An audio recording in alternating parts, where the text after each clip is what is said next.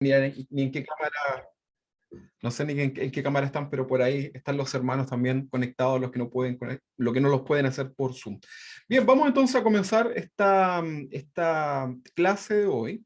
Esto es una clase introductoria para lo que vamos a hacer de Conociendo las Escrituras. Así se llama este ramo, ¿verdad? Si usted le quiere poner un título, vamos a poner ahí como título Conociendo las Escrituras. Esto es vamos a hacer a tratar de comprender cómo es que el texto bíblico llegó a nuestras manos. Vamos a hablar de las traducciones, vamos a hablar de los idiomas, vamos a hablar de los problemas que actualmente nuestra Biblia podría tener. Hay mucha crítica en relación hacia el texto bíblico, ¿verdad? Y vamos a hablar un poquito acerca de eso. Yo les puedo anticipar que hay un problema que tiene la Biblia hoy en día, ¿verdad? Y ese problema no tiene que ver con el contenido, sino que más bien tiene que ver con un problema de las traducciones. Por eso nosotros normalmente cuando hacemos las predicaciones, cuando hacemos los estudios bíblicos, vamos a ver que a veces citamos el idioma original, el griego o el hebreo en este caso. Y justamente es porque hay algunos problemas que no han sido un obstáculo para que las personas puedan conocer del Señor. Sin embargo, se puede enriquecer mucho más la interpretación bíblica si vamos también y conocemos los contextos culturales, podemos aplicar un poquito la interpretación bíblica y a la vez también vamos a esos idiomas que son importantes poder examinar para saber qué es lo que exactamente se quiso decir en ese texto bíblico, ¿ya? Entonces vamos a hablar hoy día acerca de esto y vamos a hacer una introducción.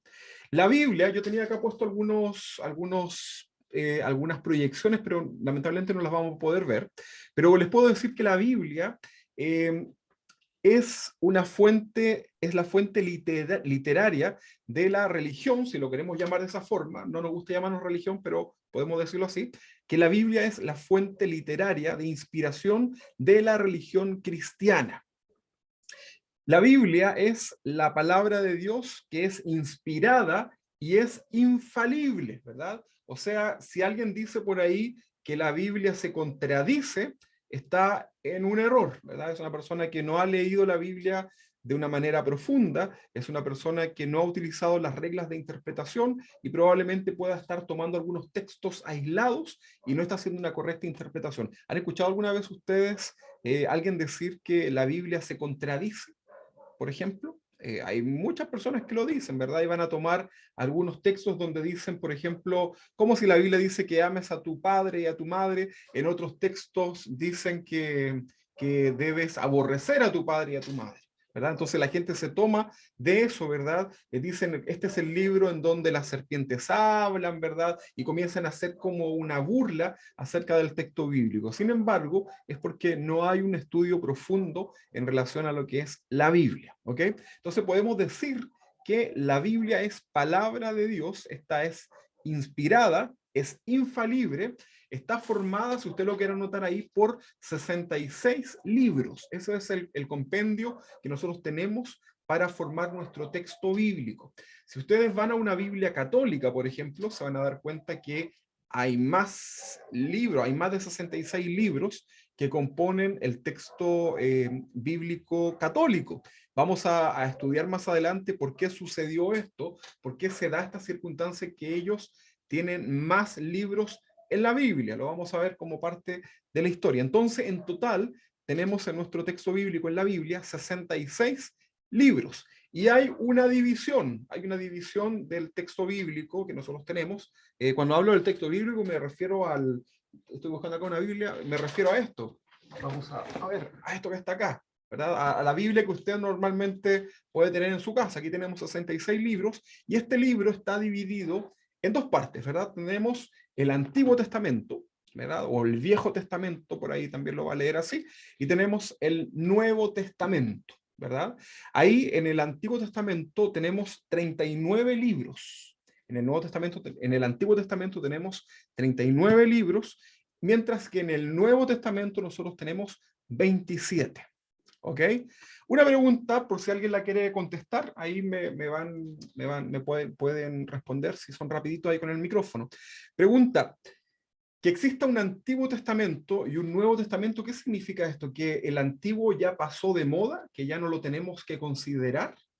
¿O será que pasa algo más? ¿Con cuál nos quedamos? ¿Con el nuevo o con el antiguo? ¿Qué creen ustedes? ¿Qué creen ustedes? Si quieren decir algo, tienen que prender ahí su micrófono.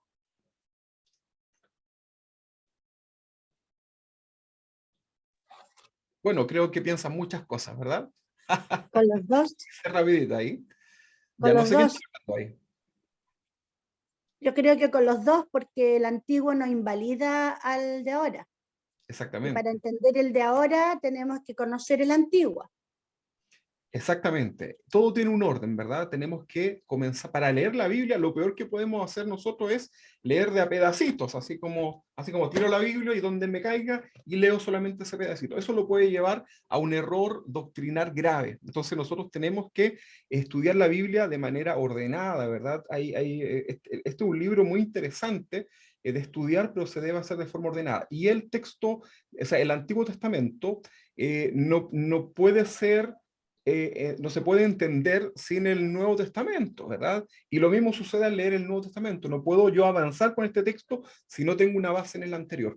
No existe una anulación del antiguo en el nuevo, del nuevo en el antiguo. Por el contrario, existe una mejor interpretación. Vamos a ver un poquito más acerca de eso, ¿ok? Entonces, debemos considerar ambos libros, tanto el Antiguo Testamento como el Nuevo Testamento, para cualquier tipo de enseñanza que nosotros queramos hacer. De hecho, al momento de exponer la palabra, yo les recomiendo siempre ir viendo paralelos, ¿verdad? Para que vea usted lo que pasaba en el Antiguo Testamento y cómo esto se cumple de mejor forma, incluso en el Nuevo Testamento. Así que debemos ir haciendo esta unión, ¿verdad? Ahora, si hablamos de los autores, si hablamos de la cantidad de autores que tiene la Biblia, podemos decir que por lo menos, ¿verdad? Hay una contabilidad hasta ahora de 40 autores diferentes. 40 autores diferentes. Y esto más o menos ha ido desde el año 1500 antes de Cristo hasta el año 100 después de Cristo, que se escribe el último texto bíblico. ¿Saben ustedes cuál fue el último libro que se escribe de la Biblia? ¿Alguien se recuerda? Tiene mucho que ver también con el orden que tenemos acá, ¿verdad? Entonces tenemos desde el año 1500 antes de Cristo hasta aproximadamente el año 100 después de Cristo, en donde se está escribiendo este texto bíblico, más de 40 autores diferentes, 3 continentes también interactúan acá 3 idiomas diferentes. ¿Qué idiomas? El hebreo, el arameo, el griego, ¿verdad? Entonces tenemos bastantes cosas distintas, ¿verdad? Para formar el texto bíblico. 40 autores, 3 continentes, un periodo bastante largo, ¿verdad? En donde se escribe este texto, ¿verdad? Vemos también 3 idiomas distintos, culturalmente muy distintos uno de otro, el hebreo, el arameo, el griego, ¿verdad? Bueno, estos hombres, estos 40 hombres que yo les comentaba acá, escriben el texto bíblico y lo hacen de una manera, ¿cómo será? Empezaron a escribir las cosas que se les ocurrían, comenzaron a escribir sus vivencias, comenzaron a escribir a lo mejor cómo ellos más o menos creían que la vida se podía dar a través de alguna reflexión propia. La verdad que no. La respuesta la tenemos si alguien me puede acompañar, necesito un voluntario que busque Segunda de Pedro, capítulo 1, versículo 21, que me levanta la manito ahí el que lo va a leer. Segunda de Pedro, hermano Héctor, me busca Segunda de Pedro, capítulo 1, 21. Necesito otro voluntario que busque Primera de Corintios, capítulo 2, versículo 13. ¿Quién me ayuda con ese? Primera de Corintios, vamos con Luis contigo, el segundo texto es para Primera de Corintios, capítulo 2, versículo 13. Entonces yo les decía que estos hombres fueron movidos por el Espíritu de Dios, por el Espíritu Santo, y escriben entonces el texto bíblico. Segunda de Corintios, Segunda de Pedro, perdón, 1:21, por favor, hermano Héctor. Segunda de Pedro 1:21. Se me fue a las pailas toda la presentación, ¿verdad? Así que vamos a tener que hacerlo ahí imaginando. Amén. Porque nunca la profecía fue traída por voluntad humana, sino que los santos hombres de Dios hablaron siendo inspirados por el Espíritu Santo. ¿Cómo fueron entonces? ¿Cómo fue que se escribió esto? Los santos hombres de Dios, ¿verdad? Inspirados por el Espíritu Santo. Esa es la forma en que se escribió el texto bíblico. Escribieron no con palabras humanas, ¿ok? A pesar de que es un idioma que nosotros conocemos, esto no es una palabra humana en el sentido de la sabiduría. Todo esto es una palabra enseñada por el Espíritu Santo, ¿verdad? Lo que leíamos acá. Vamos a ver ahí en 1 Corintios 2, versículo 13. Por favor, si alguien me acompaña. El hermano Luis Gajardo, ¿no? Sí, 1 Corintios 2:13, por favor. ¿Qué dice? dice, cuando hablamos de lo que Dios ha hecho por nosotros, no usamos las palabras que nos dicta la inteligencia humana, sino que usamos el lenguaje espiritual que nos enseña el Espíritu de Dios. Muy bien. Esa es una versión distinta, ¿no? A la Reina Valera. TLA, TLA. Ok, la traducción al lenguaje actual. Miren, fíjense, yo tengo acá la Reina Valera del 1960, Luis lee la traducción al lenguaje actual, probablemente ustedes tengan otra versión, Dios habla hoy, qué sé yo, ¿verdad? Pero fíjense que hay traducciones, vamos a hablar también acerca de eso. Nuevamente leo 1 Corintios 2:13, dice, la cual también hablamos, no con palabras enseñadas por sabiduría humana, sino con las que enseña el Espíritu, acomodando lo espiritual a lo espiritual. O sea, esto no es palabra de hombre, es palabra de Dios. La Biblia ha jugado un papel súper importante en la historia de las civilizaciones, ¿verdad? Especialmente en Europa Occidental.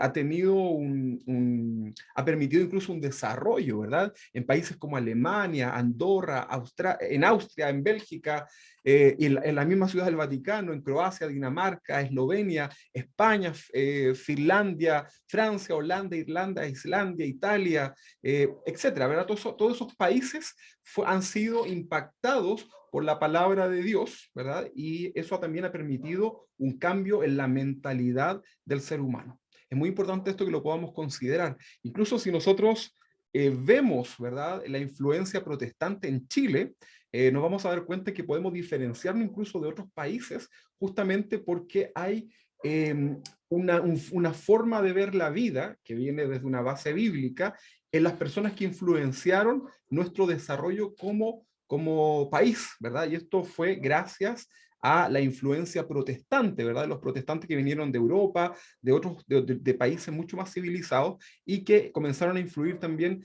en nuestra sociedad. Y esto mismo sucedía también en los lugares de los países que comentábamos recién. Ahora, sus verdades, las verdades bíblicas, han formado a millones y millones de personas y esto ha permitido también forjar naciones, incluyendo a sus legisladores. Ahora, no por esto el mundo hoy día es completamente cristiano, no lo crean, no piensen eso, pero lo que les quiero decir es que a lo largo de la historia, la palabra de Dios ha ido influenciando a grandes personajes, ¿verdad? Ahora, algunas estadísticas relevantes acerca de este libro. Veamos algunos puntos que son relevantes acerca de la palabra del Señor. Este libro que ustedes ven acá es el libro más vendido en el mundo. Es uno de los libros más vendidos en el mundo. Esta palabra ha sido traducida a distintos idiomas, incluso a idiomas originales, a dialectos, incluso hasta lenguajes muy, muy desconocidos para nosotros. Hay traducciones, ¿verdad? Y eso suma más de 2.500 aproximadamente según las personas que han hecho estas contabilidades. Voy a apagar acá un calefactor porque me estoy pasando de calor. Ahí sea. La Biblia ha sido también mencionada en la literatura, es algo que ustedes deben saber. La Biblia ha sido mencionada en la literatura. Vamos a encontrar grandes maestros, poetas, por ejemplo, citando la palabra del Señor. Incluso una poetisa chilena muy conocida también hace alusión acerca de la Biblia. No sé si ustedes saben a quién me refiero. ¿A quién será? A ver, tienen que decírmelo. Gabriela. Gabriela Mistral. Gabriela Prat, muy bien. No, Gabriela Mistral. Mistral, muy bien. Gabriela Mistral. Ella hace también uno de sus poemas, ¿verdad?, en relación a la Biblia. Entonces, este es el libro también más perseguido. Es uno de los libros más perseguidos. Normalmente no escuchamos, por ejemplo, que se persigue el Corán, ¿verdad?, como libro sagrado. No escuchamos que esos libros sean perseguidos. Sin embargo, la Biblia es uno de los libros más perseguidos. Ha sido objeto de intensos debates la palabra del Señor. Ha llevado incluso a personas a querer asesinar a otros, ¿verdad? Solamente por la palabra del Señor. La Biblia ha inspirado grandes películas, ¿verdad? De tramas, ¿verdad? No olviden ustedes las tremendas puestas en escenas que tuvieron, ¿verdad? Esas películas como Los 10 Mandamientos, cosas que hoy día es imposible pensar en esa cantidad de presupuesto de personajes, ¿verdad? De extras, escenografías, etcétera. Pero grandes películas también han sido inspiradas por la Biblia. Eso es secundario, pero se lo doy como un dato para que usted lo pueda saber. Ahora, la Biblia también es el único libro sagrado, si hablamos de todas las religiones, recordemos que cada religión tiene también su libro sagrado, pero la Biblia es el único libro sagrado que desenmascara a su principal enemigo, ¿verdad? Que es Satanás. Entonces, la Biblia lo que hace es exponerlo, ¿verdad? Lo expone tal cual.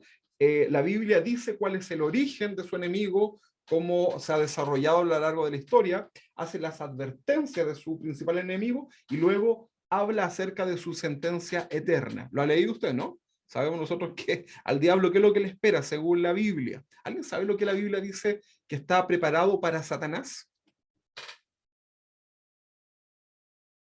¿Qué será lo que la Biblia anuncia para Satanás? ¿Será que eternamente estará gobernando? ¿Qué cosa, Luis? Lago de fuego ardiente. Exactamente, preparado entonces ya para el diablo, ¿verdad? Entonces ahí tiene un destino. La Biblia es el único libro sagrado que desenmascara el plan absoluto de Satanás, ¿verdad? Nosotros no debemos ignorar sus acechanzas, no debemos desconocer el plan que Satanás tiene para nuestras vidas, y todo esto está revelado en el libro de Dios, ¿verdad? Ahora, este es un tema que me interesa bastante también, que a nivel profético, y si hablamos de profético, podemos también hablar de lo escatológico. La Biblia es el único libro sagrado que ha cumplido todos sus anuncios, ¿verdad? Por ahí usted va a tener a Nostradamus haciendo sus vaticinios, va a tener al profeta de no sé dónde, ¿verdad? Algún libro por ahí de los mayas, los incas, qué sé yo, haciendo algunas predicciones, como lo quieran acomodar, pero la Biblia es el único libro que ha cumplido todo lo que ha anunciado a través de la profecía bíblica. ¿Ok? Y esto es muy importante porque esto demuestra, si tú haces el estudio de la escatología, de la profecía bíblica, te vas a dar cuenta que todo lo que la Biblia ha dicho se ha cumplido, ¿verdad? Y al pie de la letra, ¿verdad? Uno queda a veces impresionado al leer cómo la Biblia se escribió cientos y miles de años antes de que cosas tan importantes, hechos e hitos tan importantes se cumplieran, y eso le da autoridad a la Biblia. O sea, ya no es solamente un libro de historias, ¿verdad? No es solamente algo para entretenernos, sino que la Biblia es autoridad, ¿verdad? Está la palabra de Dios, es lo que Dios ha dicho para el hombre, para la humanidad y para la tierra. Entonces, todo eso se cumple cuando tú estudias, ¿verdad? Lo profético, lo escatológico. Entonces, ahí tenemos algunos puntos que son importantes de conocer. Algunas personas dicen, pero ¿cómo vas a estar creyendo en un libro escrito por hombres, ¿verdad? ¿Acaso la Biblia fue escrito por hombres? ¿Qué creen ustedes? ¿La Biblia fue escrito por hombres? Bueno, ni modo que lo escribiera el caballo de Napoleón, ¿verdad? Obviamente fue escrita por hombres, ¿verdad? Es un libro inspirado por Dios, escrito por hombres, pero muestra su veracidad, primero por el poder transformador que tiene en el corazón, incluso del más malo, ¿verdad? Dios tiene la capacidad a través de su palabra de transformar esa persona. Cuando nosotros leemos la Biblia, somos expuestos a la palabra del Señor, viene la fe, ¿verdad? Y esa fe es la que nos salva. Al creer nosotros en Jesús, podemos tener salvación y nuestras vidas son transformadas, ¿verdad? Entonces, la Biblia describe el trabajo creativo tanto de la tierra como la humanidad. Habla acerca de la caída del hombre, ¿verdad? Nos podemos remontar miles de años hacia atrás y podemos saber cómo fue que el hombre cayó, ¿verdad? Vemos también cómo se expandieron las naciones, vemos cómo se formaron algunas leyes que hoy día son base para lo que nosotros, que las sociedades se rigen. Vemos también el surgimiento de grandes imperios, caídas de muchas naciones. Todo eso está en la palabra del Señor. Sin embargo, nosotros tenemos que entender y centrarnos en esto, porque la Biblia trata particularmente acerca del trato de Dios con una nación, ¿verdad? Esa nación es la nación de Israel. Hay un pueblo que ha sido escogido por Dios. Ese es el pueblo de Israel. Y en la Biblia nosotros vamos a encontrar este trato que Dios tiene con su pueblo. Una pregunta para ustedes. ¿Este trato de Dios con el pueblo de Israel está expresado solamente en el Antiguo Testamento o también lo podemos encontrar en el Nuevo Testamento? ¿Qué creen ustedes? ¿Qué piensan? ¿Qué creen? ¿Qué se les ocurre en relación a eso? ¿Será que el Nuevo Testamento habla acerca del trato que pueda tener Dios con su pueblo? También está en el Nuevo. También Sí, habla. hermano. Hermano Juan Antonio, ¿qué cosa piensa usted? También habla. Yo creo que el más en Apocalipsis que habla también. Y Jesús que vino a ellos también. Claro, exactamente. Sigue Dios hablando al pueblo de Israel. De hecho, vamos a encontrar algunos evangelios que son para el pueblo judío, ¿verdad? Vamos a estudiar un poquito más adelante. Pero también vemos que hay periodos, ¿verdad? Como el tiempo final, que es el último trato que Dios tiene con el pueblo de Israel. Y eso lo vamos a encontrar también en el Nuevo Testamento.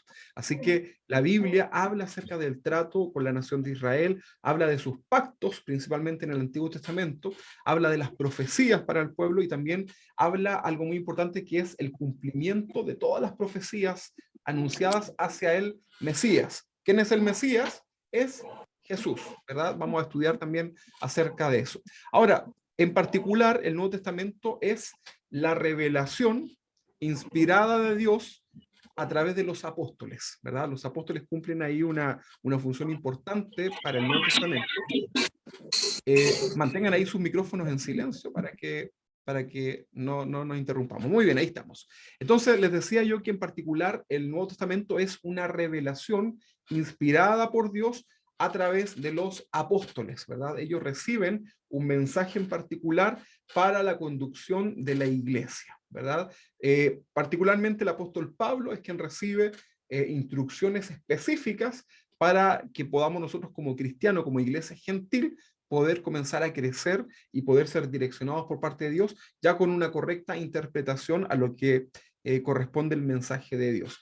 Si nosotros tenemos que ponerle un título a la Biblia como título general, podemos decir que la Biblia es la historia de la redención del hombre. Eso podríamos ponerle como título, la historia de la redención del hombre, porque justamente habla desde su caída hasta la oportunidad que el Señor nos da como humanidad. Dentro de la... Vamos a leer Juan capítulo 5, versículo 39. ¿Alguien me podría ayudar con ese texto, por favor? Juan capítulo 5, 39, por favor. Juan 5, 39. ¿Quién me ayuda con eso? Si lo Lo encontró tengo en ahí, la prenda su tele. micrófono. Vamos, Luis, perdón. Ya, Juan 5:39. 5:39, sí. Ustedes estudian la Biblia con mucho cuidado porque creen que así alcanzarán la vida eterna. Sin embargo, a pesar de que la Biblia habla bien de mí, ustedes no quieren creer en mí para alcanzar la vida eterna. Claro, exactamente. Ahí tenemos un pasaje que es un poco confrontacional, ¿verdad? Pero acá nosotros podemos entender que al escudriñar la palabra del Señor, al estudiar la palabra del Señor, podemos conocer más de Él, ¿verdad? Podemos tener esa vida que es una vida eterna, la esperanza que tenemos en el Señor, ¿verdad? La Biblia da testimonio del Señor. Toda la Biblia, todo lo que usted lea en la Biblia es un testimonio directo de la vida y el ministerio público de Jesús, la figura de Jesús. Dentro de las páginas de la Biblia existe gran sabiduría, encontramos nosotros grandes verdades. La Biblia, hay errores ahí porque hay gente que quiere que la Biblia se transforme en un libro científico, ¿verdad? Tratan de buscar la ciencia, ¿verdad?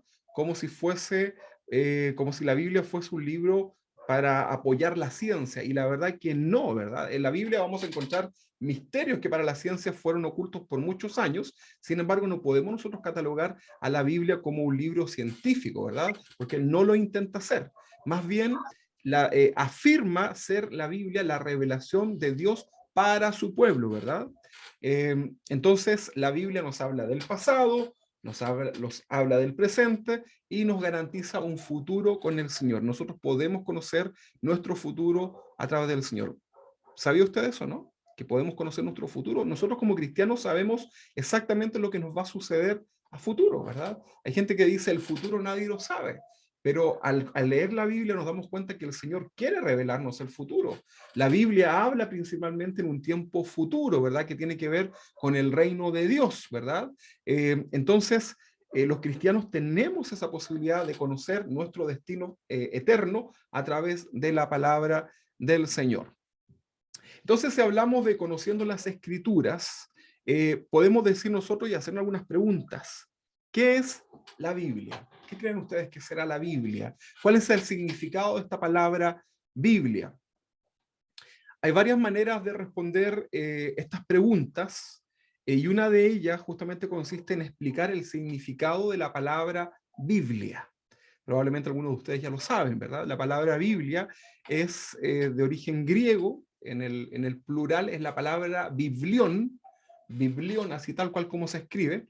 Me hubiese gustado haberle puesto ahí las proyecciones, pero lamentablemente no se puede. Y biblión significa papiro para escribir, o rollo también significa, ¿verdad? Eso significa biblión. Es algo para escribir, ¿verdad? También se utiliza esta palabra para definir la palabra libro, ¿verdad?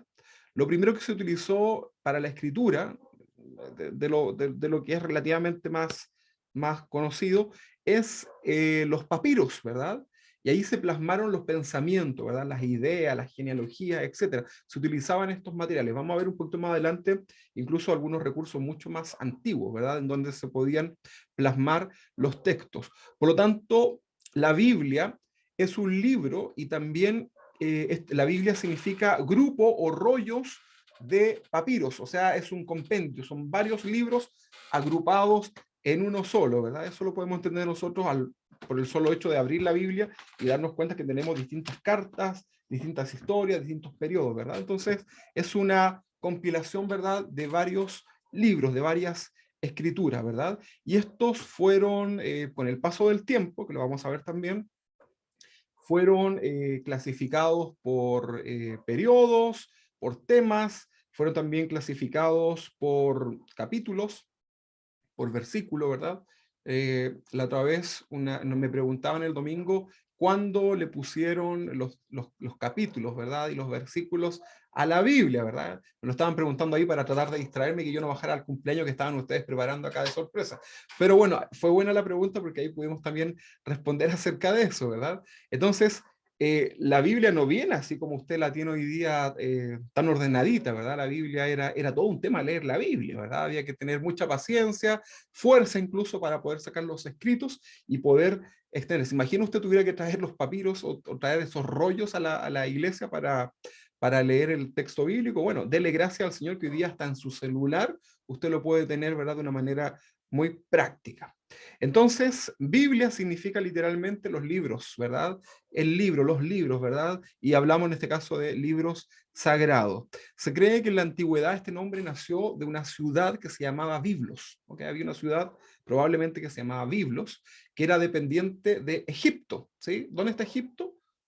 Ahí cerquita de Israel, ¿verdad? En África. Entonces tenemos probablemente había esta ciudad llamada Biblos, que era dependiente de Egipto, y esta ciudad era importante por su puerto, desde donde se exportaban estos papiros a Grecia. Por eso es que los griegos utilizaban la palabra Biblia para referirse a sus libros. O sea, no era un término solamente para el libro sagrado de los judíos o de los cristianos, ¿verdad? Era un nombre bastante general.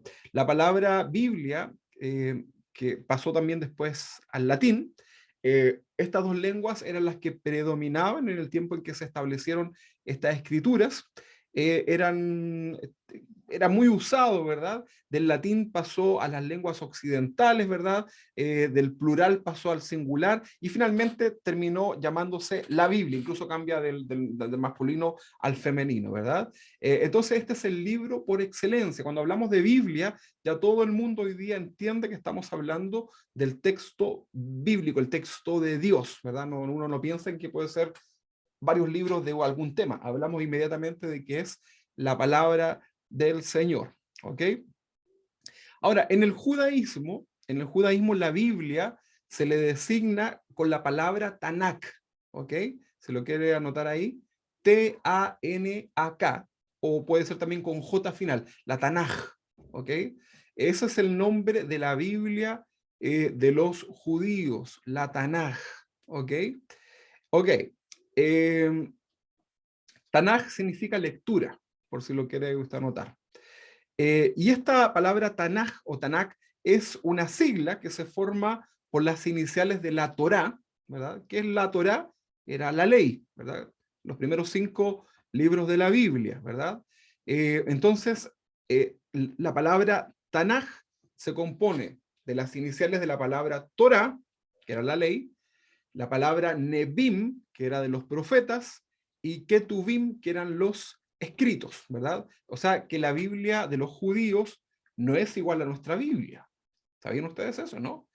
En la Biblia que nosotros tenemos hoy día, para los judíos hay libros que son completamente una blasfemia, una herejía, y me refiero a todo prácticamente lo que está en el Nuevo Testamento. Ellos no tienen el Nuevo Testamento, o sea, un judío jamás va a estar leyendo Mateo, Corintio, Efesios, eso no lo leen, ¿verdad? Porque para ellos eso es una herejía, ¿verdad? Ellos de hecho niegan al Señor. Sin embargo, su Biblia se compone del Antiguo Testamento, tal cual como lo tenemos nosotros, y eso se le conoce como la Tanaj o la Tanakh. ¿Ok? Y ese nombre dijimos que es la abreviación de la división que tiene la Tanaj, ¿verdad? La Torá, primeros 5 libros, los Nevim, que son los profetas, nosotros tenemos profetas mayores y profetas menores, para ellos son simplemente los profetas, incluso Daniel está medio cuestionado ahí dentro de los profetas, ¿verdad? Y tienen después ellos los Ketuvim, que son los escritos, ¿ok? Entonces, de estas tres partes o secciones es que se forma entonces o se divide la Biblia hebrea, ¿ok? La ley, los profetas y los escritos. Eso es el Nuevo Testamento, ¿verdad? Entonces, para ellos no existe la palabra Antiguo Testamento, ¿verdad? Porque no tienen un Nuevo Testamento, ¿ok? Ellos no aceptan la validez del Nuevo Testamento, ¿ok? Solamente ellos consideran texto sagrado la Tanaj, ¿ok? La Biblia hebrea o Tanaj más antigua, de la que se tiene registro, fue encontrada en Qumran, ¿ok? En Qumran. Yo les voy a facilitar unos videitos, ¿verdad? Yo tuve la oportunidad de hacer un curso acerca de esto de Qumran, aproveché la pandemia, ¿verdad? En la universidad de Jerusalén, con uno de los guardianes, ¿verdad? De los rollos, ¿verdad? Y les voy a compartir eso para que lo puedan ver, para que puedan profundizar acerca de ello. Ahí les dejo una tareita, ¿verdad? Para que comiencen a buscar por internet, por alguna lectura que puedan ver por ahí, acerca del Qumran, ¿verdad? Qumran, así tal cual, ¿verdad? Vamos a hablar acerca de esto. Así como en resumen, ¿verdad? Son unas cuevas en el desierto de Judea, donde un beduino, ¿verdad? ¿Qué es lo que era un beduino? Eran personas que pertenecen a un pueblo árabe, nómade, ¿verdad? Y andaban ahí dando vuelta, ¿verdad? Por estas zonas desérticas. Encontró unos jarrones con unos papiros conservados gracias al clima local, ¿verdad? Un lugar más seco, ¿verdad? Y en Jerusalén están hoy día esos rollos, ¿verdad? Ahí uno de los que están exhibidos es el rollo de Isaías, ¿verdad? Que es uno de los de descubrimientos, ¿verdad? Que es la traducción que hoy día nosotros tenemos, ¿verdad? Así que busquen ahí, comiencen a investigar acerca de lo del Qumran. Se escribe ahí, por los chats, están los hermanos compartiendo. Se escribe Q-U-M, y RAM, tal cual, R-A-M, Qumran, ¿ya? Ahí pueden ustedes buscar, y yo les voy a compartir luego estos videos para que ustedes los puedan ver.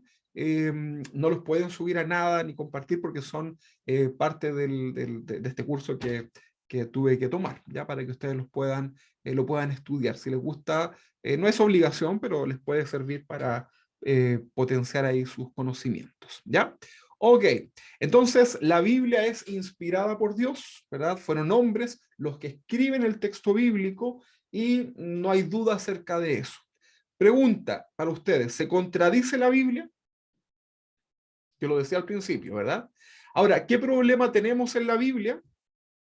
Hoy día, ¿qué puede ser? A ver, ¿quién se recuerda? ¿Puede prender su micrófono y lo dice? ¿El color de la tapa? Las traducciones. Traducciones. Muy bien, Luis. Muy bien, hermano. Las traducciones. traducciones. Las Las traducciones. Vamos a tener problemas con las traducciones. Los problemas de interpretaciones que se le dan de manera errónea a la Biblia no son para nada problema de la Biblia, ese es ya el problema de la persona que no estudió, que no se esforzó y que, o incluso le quiso dar una interpretación de manera incorrecta, ¿verdad? Entonces hay que considerar el estudio de la palabra para dar una correcta interpretación. El problema que tenemos hoy día con la Biblia es la traducción, ¿verdad? Vamos a tener problemas de traducción. Pastor, tengo problema con utilizar varias traducciones al momento de estudiar la Biblia. ¿Qué creen ustedes? La respuesta es no, ¿verdad? Al contrario, cualquier profesor de teología, cualquier profesor, pues si usted estudia después en un instituto bíblico, le van a recomendar tener varias versiones, ¿verdad?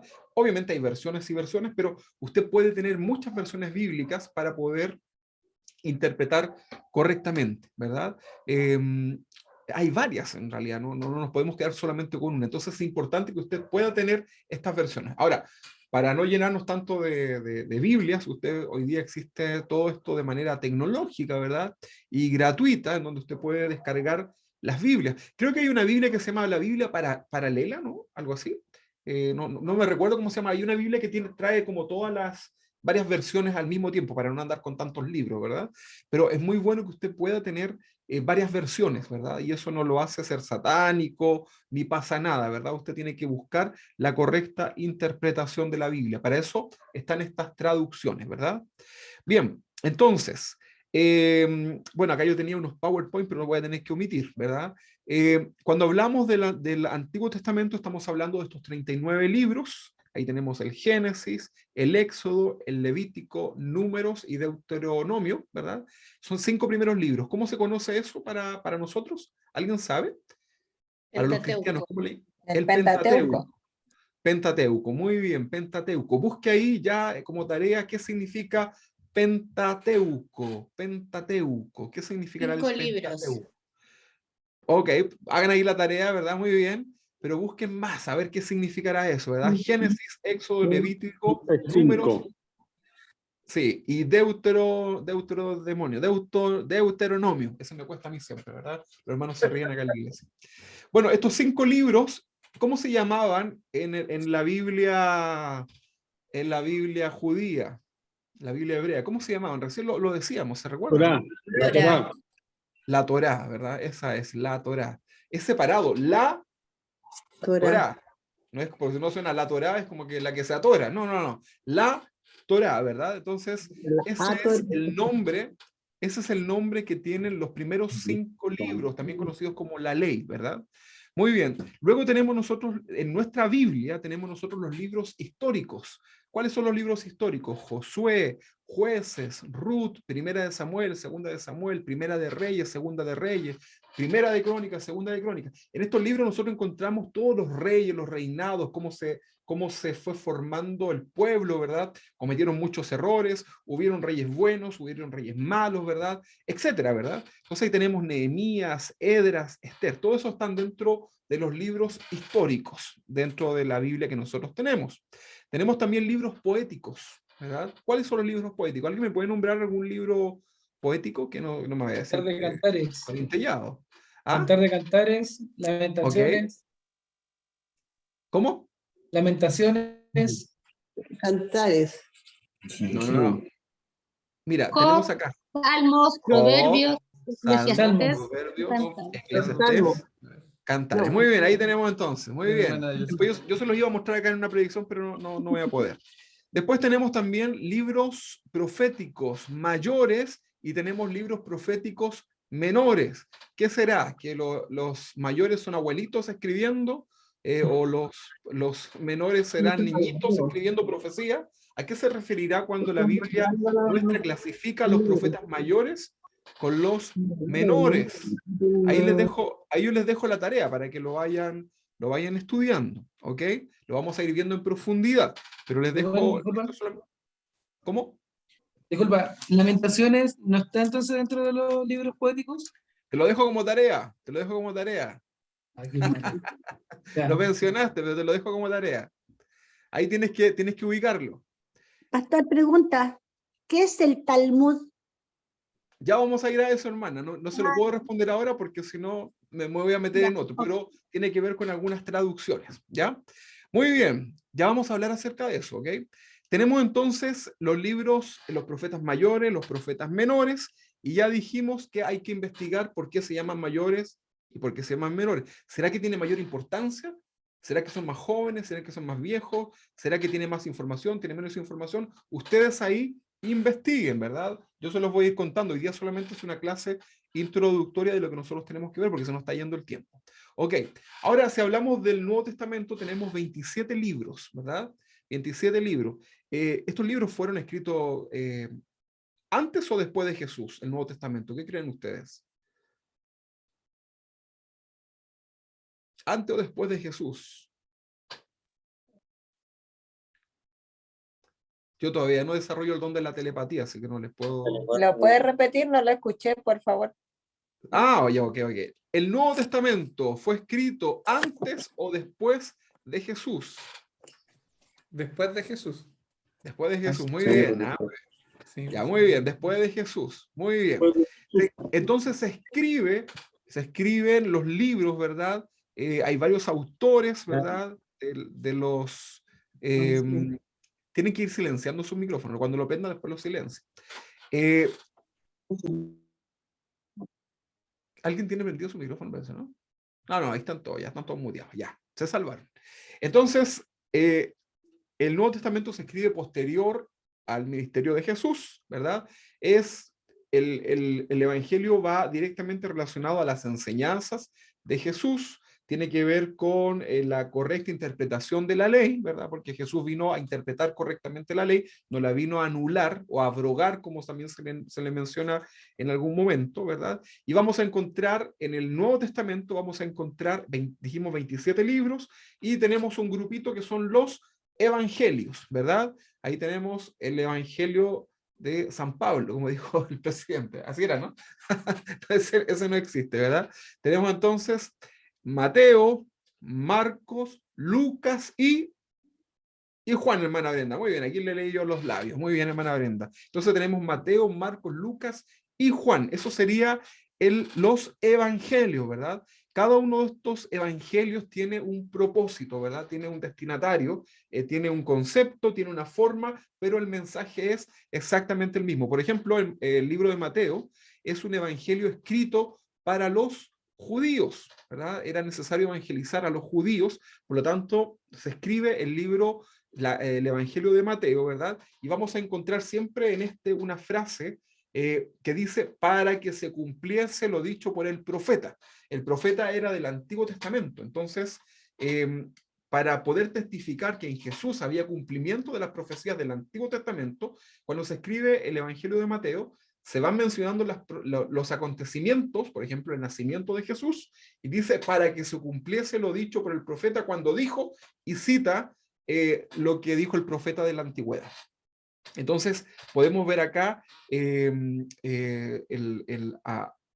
testificando, ¿verdad?, al pueblo judío a través de Mateo. Sin embargo, nosotros podemos perfectamente estudiar y leer y citar sin ningún problema el Evangelio de Mateo, independiente que vaya dirigido tal vez con un propósito hacia los judíos, ¿verdad? Ahora, si hablamos de Marco, ¿verdad? Este es un evangelio que exalta al Hijo del Hombre, del siervo, ¿verdad? Y algunos dicen que es el evangelio para el romano, ¿verdad? Tiene 16 capítulos, ¿verdad? Luego tenemos Lucas y tenemos Juan. Hay un libro en el Nuevo Testamento que es el libro histórico. Hay un libro que cuenta historia, una historia importante. ¿Cuál será este libro histórico dentro del Nuevo Testamento? Si alguien lo sabe, dígalo. Si no lo sabe, muy bien, hermana. Muy bien, nuestra hermana Ingrid, ¿verdad? Y le leí los labios a la hermana Kelly que no prendió el micrófono, ¿verdad? Pero no importa. El Señor me está dando unos dones acá para poder desarrollarlos. Muy bien. Entonces, libro de los Hechos, ¿verdad? Es un libro histórico, ¿verdad? Acá es la vida de los primeros creyentes. El libro de los Hechos se dice que lo que nosotros tenemos, ¿verdad? Los capítulos que nosotros tenemos para leer en el libro de los Hechos, que son 28, dicen por ahí ¿verdad? Los más estudiosos dicen que este libro se sigue escribiendo, porque en realidad es la historia de la iglesia, ¿verdad? Entonces, este libro con el paso del tiempo se ha seguido escribiendo, ¿verdad? Y vinieron las persecuciones y cosas que no están escritas en este libro, pero podemos entender nosotros que es un libro que se ha seguido escribiendo con el paso del tiempo. Sin embargo, las doctrinas están ahí, ¿verdad? En el libro de los Hechos de los Apóstoles.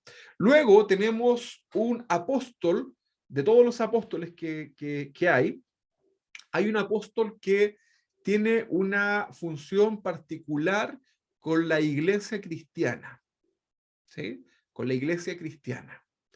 Podemos hablar, por ejemplo, a ver, mientras tanto ustedes piensan en ese apóstol, podemos nosotros decir en el contexto de el libro de los Hechos, hablar de la iglesia cristiana protestante, por ejemplo. ¿Podemos decir la iglesia cristiana protestante? ¿Por qué no, hermano Héctor? A ver, ¿por qué me señala así con tanta autoridad? No, No. no sucedió que estaba muy encima de la mano, por eso se veía muy grande. Estaba así. ¿Por qué cree usted, hermano Héctor, que no podemos hablar de la iglesia cristiana protestante o incluso evangélica en los tiempos de los Hechos? Porque solo había una iglesia cristiana. Y en el La iglesia tiempo, católica universal, ¿no? claro. No, solo una iglesia cristiana y después ahí fueron perseguidos. La iglesia católica apostólica. ¿Saben ustedes que nosotros también somos católicos y somos apostólicos? Claro, desde... Universal.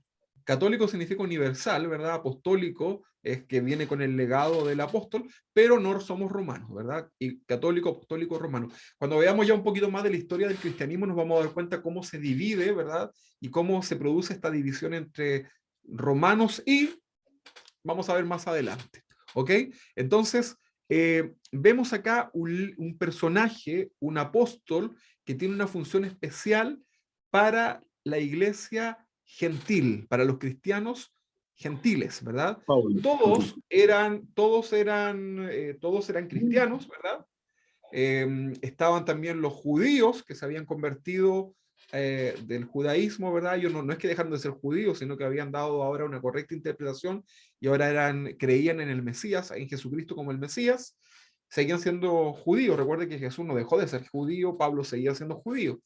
Pero comienza la iglesia cristiana, ¿verdad? Y hay un grupo de cristianos que son llamados los cristianos gentiles. No es porque eran de gentileza, sino que tenía que ver que no tenían una genealogía, ¿verdad? No tenían una ascendencia judía, sino que eran alcanzados por la palabra del Señor. Y hay un apóstol que escribe especialmente para este grupo de personas, donde estamos todos nosotros por lo demás. ¿Qué apóstol sería? Pablo, La hermana... Pablo, ¿Cómo? Pablo. Muy bien, hermana. Y punto para la hermana Ingrid. Muy bien, muy bien. Ya lleva 2 puntos. ¿Ah? Va por la casa amoblada con 3 puntos. Ya, muy bien, hermana. Muy bien, la hermana Afrodita también le leí los labios. ¿Ah? Muy bien, el apóstol Pablo, el apóstol a los gentiles. Y él escribe sus cartas, ¿verdad? Sus enunciados son escritos por este apóstol, y él tiene una misión muy importante, ¿verdad? En su misión apostólica. Recuerden que apóstol significa enviado. Entonces, él tiene la función de entregar la doctrina desde el punto de vista de un judío, ¿verdad? De tomo y lomo, porque recuerden que Pablo tenía todo el conocimiento de la ley y había recibido la revelación de Jesús. Cuando se le aparece, ¿verdad? Ahí camino a Damasco, se convierte, ¿verdad? Y comienza a recibir el Espíritu Santo y recibe también la interpretación correcta de la palabra de Dios. Y él tiene la misión ahora de ir a buscar a los gentiles, a predicarle a los gentiles, a todos nosotros. Y él comienza a escribir cartas, ¿verdad? Documentos muy importantes para que nosotros podamos tener una correcta doctrina, ¿verdad? Y ahí tenemos, por ejemplo, la epístola a los romanos, ¿verdad?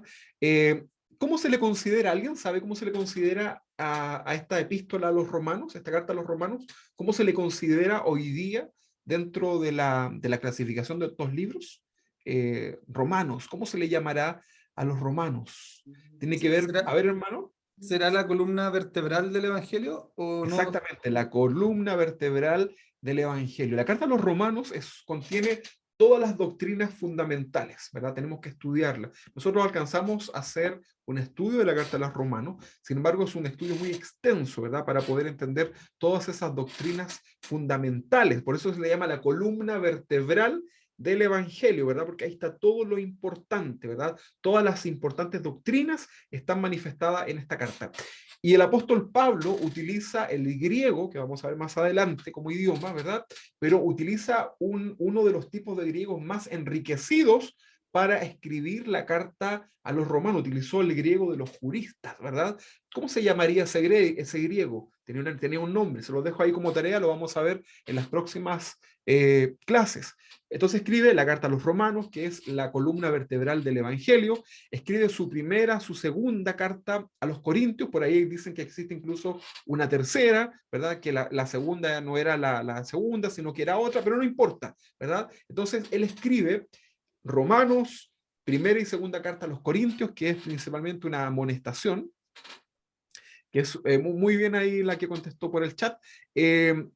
Es una amonestación principalmente a los corintios, que era una iglesia complicada, ¿verdad? A los gálatas, ¿verdad? En Éfeso, ¿verdad? A filipenses, colosenses, primera y segunda de tesalonicenses, primera y segunda carta a Timoteo, ¿verdad? Que estos son instrucciones ministeriales, porque Timoteo tenía una función ministerial, ¿verdad? Era un joven pastor.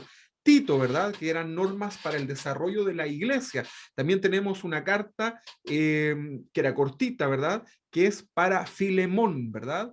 Y esto también la carta a Filemón también son normas para desarrollar la iglesia, ¿verdad?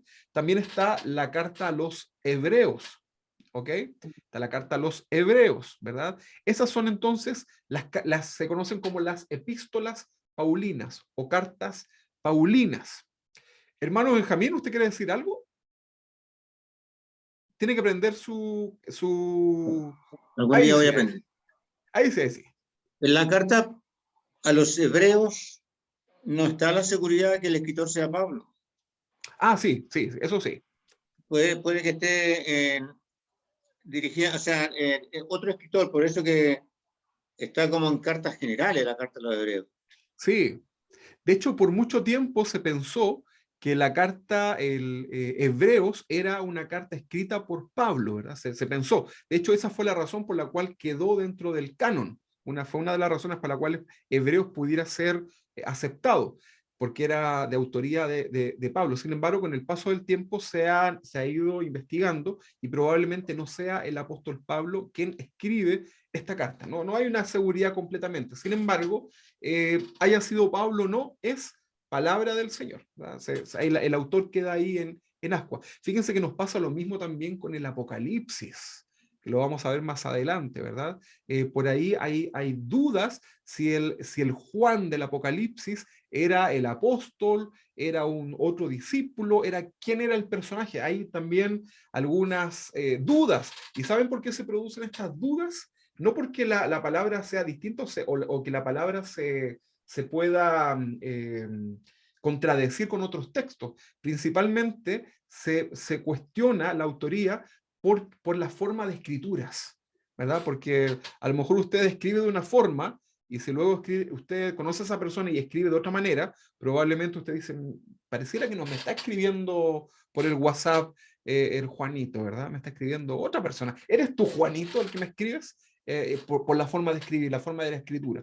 Entonces, en el Apocalipsis sucede eso, ¿verdad? Sin embargo, vamos a más adelante, cuando lleguemos a ese punto, al género apocalíptico, vamos a hablar un poquito más y vamos a poder dejar algunas cosas para poder meditar. Lo importante es que es palabra del Señor, ¿ok? Tenemos también algunas cartas que son generales, ¿verdad?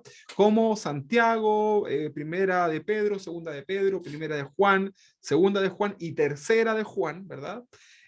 También tenemos la epístola de Judas, ¿verdad? Que tiene solamente un capítulo. ¿Cuál otro más tiene un capítulo en el Nuevo Testamento? Aparte de Judas, ¿saben ustedes o no? Parece que lo dijimos, ¿no? Hay otro libro más que tiene un puro capítulo. Bueno, hay como tres. Tercera de Juan. Sí, muy bien. Filemón. Filemón, ahí estaba el otro. Muy bien, muy aplicado ahí nuestro hermano. Segunda de Juan también. También, exactamente. Tenemos 4, ¿verdad? Muy bien. Y tenemos luego, dentro del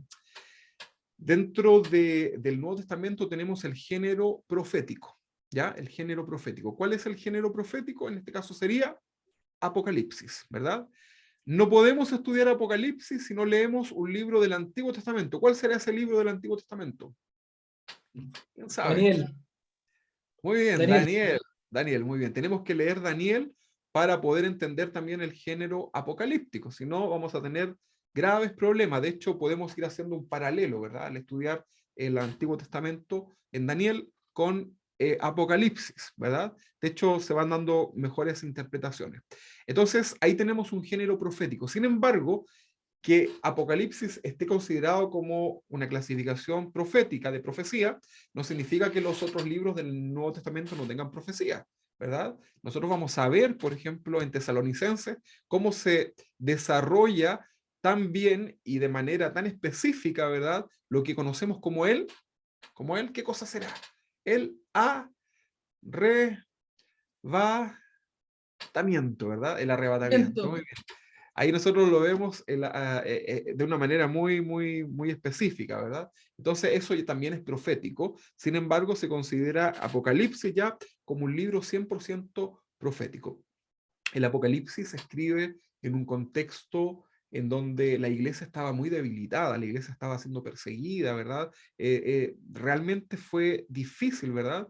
Y el género apocalíptico lo que trata es de animar a los creyentes de aquel tiempo, ¿verdad? Para decirle que Dios cumple sus promesas, que hay esperanza, que tomen ánimo, ¿verdad? El día y la hora, la forma no lo sabemos, pero de alguna forma el Apocalipsis trata de que los creyentes de aquel tiempo pusieran su mirada ya 100% en el Señor, porque estaba siendo muy difícil llevar la vida cristiana en aquellos tiempos, ¿verdad? Hoy día nosotros estamos en la gloria, hermano, pero en aquel tiempo era muy difícil. Entonces, estas cosas se daban en aquel tiempo, ¿ya?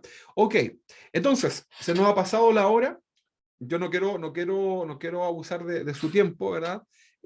La próxima semana ya vamos a partir bien o'clock y comenzamos con los idiomas. Vamos a meternos ahí en profundidad en relación al idioma, ¿verdad? Vamos a conocer algunos detalles fundamentales del idioma, cosas que son muy relevantes para que nosotros podamos entender algunas cosas. Vamos a ver algunos errores de traducción que hasta el día de hoy se han arrastrado, ¿verdad? Para que podamos entender por qué se han dado ciertas doctrinas erróneas. Todo eso lo vamos a ver y para eso necesitamos conocer el idioma, ¿verdad? Los idiomas originales. Por ahora le dejo como referencia 3, pero vamos a darnos cuenta que esto es mucho más profundo que el hebreo, el arameo y el griego. ¿Ya? Ya, mis hermanos, vamos a hacer entonces el corte de la clase de hoy. Que Dios les bendiga.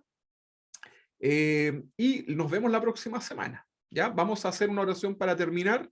Voy a pedirle a nuestro hermano Benjamín que haga una oración para terminar entonces el curso de hoy y nos encontramos la próxima semana. Hermano Benjamín, póngale ahí ahí está. ¿Ahí? Sí. Ahí está. En nombre del Señor Jesús, maravilloso Dios, gracias. Padre hermoso, porque hay mucho que aprender, Señor, y hay tanto que sacar de su palabra. Dios, te ruego que tú trabajes con nosotros en cada uno de nuestras mentes, Señor, y que nos ayudes a retener, Señor, esta tremenda bendición de su palabra, Dios mío, en el nombre del Señor Jesús. Bendice a todos mis hermanos, Señor, maravilloso Dios, y dale sabiduría a tu siervo, Señor, para que podamos recibir, claro, Dios, esta enseñanza, Señor amado, en el nombre poderoso, Señor, tu bendición. Gracias, Señor. Amén. Amén. Gracias, hermano Benjamín. Gracias, queridos hermanos. Sus preguntas, vayan ahí anotando, la verdad, porque la idea es que también puedan participar, así que pueden ir haciendo preguntas en línea o también pueden ir dejando sus preguntas previamente, como quieran, pero preguntas relacionadas, ¿verdad? Así que próximamente, hermana Afrodita, le respondemos acerca del Talmud, ¿ok? Así que un abrazo grande para todos los hermanos. Chao. Que estén muy bien, hermanos. Bendiciones para ustedes. Va a quedar grabado todo esto, ¿ok? Bendiciones, hermano Luis. Que Dios te bendiga. Que estés muy bien. Chao. Chao, hermano. Hermano de Perú, chao, hermano de Perú. Chao. Dios les bendiga, hermanos. Dios les bendiga. Chao. Vale, Chao, que hermano. Dios los bendiga. Nos Chao, vemos. chao. Arrivederci en francés. En francés. Arrivederci. Hola. Chao, chao.